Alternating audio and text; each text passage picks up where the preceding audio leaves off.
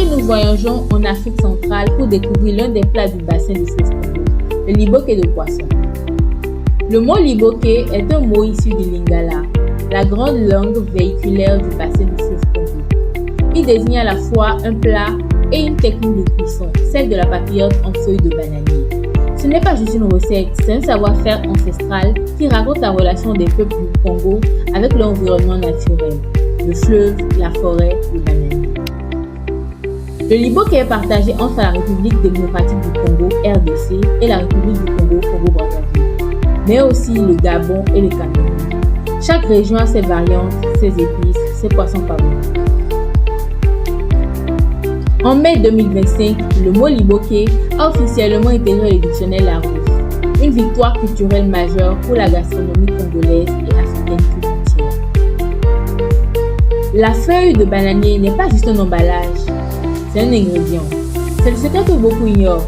La feuille de bananier n'est pas un simple contenant. En chauffant, elle libère des huiles essentielles et des arômes végétaux subtils qui parfument le poisson de l'intérieur.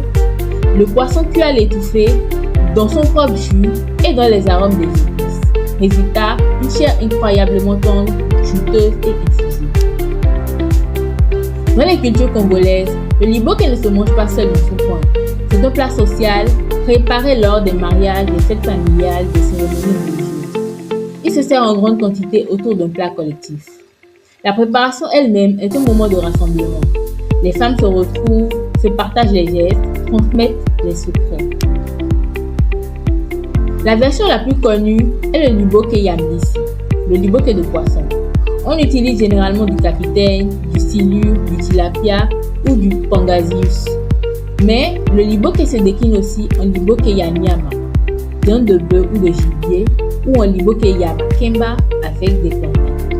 Les épices de base restent les mêmes, tomates, oignons, ail, gingembre, piment. Et pour les versions modernes de la diaspora, on le fait aussi au four ou à la vapeur, quand on n'a pas accès aux braises. Le résultat est différent, mais reste délicieux. La technique de cuisson en feuilles de bananier existe aussi en Amérique centrale, aux Caraïbes et en Asie du Sud-Est. Preuve que l'intelligence culinaire traverse les continents. Si cette vidéo t'a appris quelque chose, n'oublie pas de liker, de t'abonner, de me dire en commentaire si tu as déjà mangé un liboké. À très bientôt sur ton chef TV.